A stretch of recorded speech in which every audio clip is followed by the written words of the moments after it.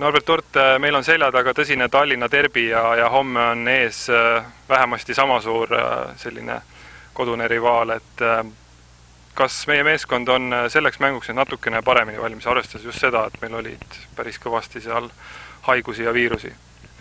Ja seda küll, et kõigest sellest oleme lahti saanud ja oleme saanud korrekult trenni teha. Et eelmine mäng ka, ma ütlen, et kui mängulist võtta, meil olime mänguks valmis ka siis, esimene pooleks seda ka näitas ilusti.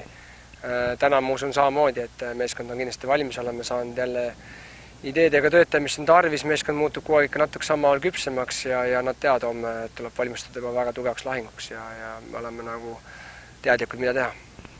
Kas see mäng võib tulla sarnane, on Nõmme Kalju natukene teist tüüpi meeskond?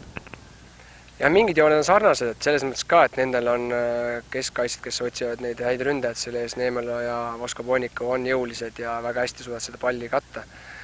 Et selles osas me oleme nagu, ma arvan, sarnase vastasega, aga teatud teegurd on neil ikkagi erinevad, et kui just individuaalselt mängivad erinevad karakterid väljaku peal ja eks meil on omad siis järeldused tehtud, kuidas võiksime nende vastu minna. Korra tulles selle Levadia mängu juurde tagasi, et see ei ole ju saladus, et ei ole nüüd suutnud praktiliselt 2 aastat juba Levadiat võita, et kas ka sina näed selles võib-olla juba mingit psühholoogilist tegurit? Ei usu, nagu ma ütlengi, et ma võin öelda kindlasti, et Levadia oli jah parem, nad ju võitsid meid ja selles mängus me jäime neile alla, aga samas ma ei saanud näha nagu täit potentsiaali meeskonnad sellel päeval. Ma olen kindel selles, et me olime tegelikult tol päeval nagu mängulised ideede tasandil juba olemas, et me võiksime ka neid võita heal päeval nii-öelda ja ma ei usu küll, et mingit hirmu või midagi sellist on, et meeskond oli valmis minema täis tahtmist väljakule ja ma arvan, et ei, et küll varsti siis ka see tulemus pöördub.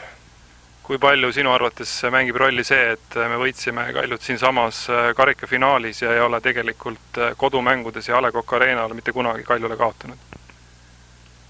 No ei, sellise statistikale otseselt ei mõtle, sest meie jaoks see nagu on möödanik.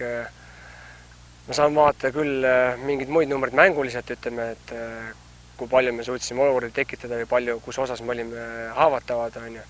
Et need võime eelmiste mänge pealt nagu vaadata, aga tegelikult ongi, et tänaseks meil juba tehtud oma kodude ära ja me ikkagi lähtume sellest, mis meid antud hetkel ees ootab, antud, mis seisund on nii Nõmme Kaljul kui meil ja sellest lähtuvalt me oleme teinud ka vastavad otsused ja statistika, ma arvan, on siis lihtsalt jätkub oma soodu nagu mingil kuulis pärast seda mängu.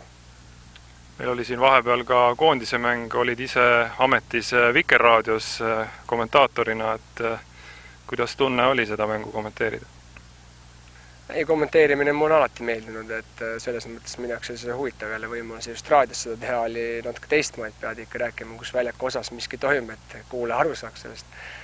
Aga mänguliselt on need ka tegelikult minu jaoks nagu harivad, et ma saan väga hästi minna mängu sisse, kuna ma pean mängu lahti rääkima ja ma ütlen avast, mind sümpatiseeris väga Läti taktika, mis küll ei viinud veel sinna kastini nii-öelda seda ohtu, aga see, kuidas nad mängu ehitasid, oli kindlasti õppimist väärt.